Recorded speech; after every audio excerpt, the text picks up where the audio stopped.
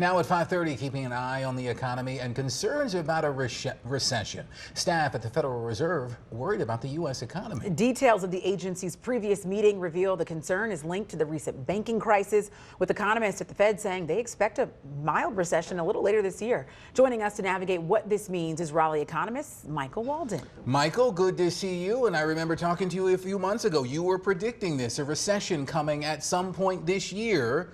Do these comments from the Federal Reserve just kind of harden that thinking? And if I'm sitting down talking, they do. Two-part question. If I'm sitting down in the kitchen talking finances with my family tonight, what do we need to be preparing for? Well, first of all, yes, I do think a recession's coming. I've been saying that for several months. I think, however, it's going to be very mild. Talk about the unemployment rate. We're at 3.5% in North Carolina, maybe up to 5%. That's very, very low for a recession. We were at 14 for the COVID recession. We were close to 12 for the recession prior to that, the subprime recession. So I think what the Federal Reserve is saying, that they're getting behind this view also that there's going to be a recession. What do people need to do?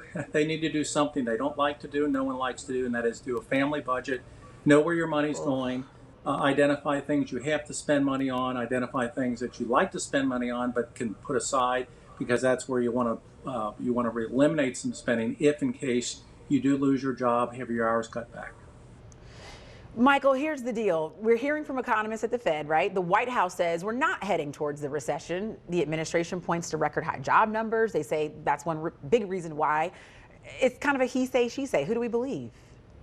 Well, we have had good job growth. The economy has actually been growing nicely since the end of the COVID pandemic.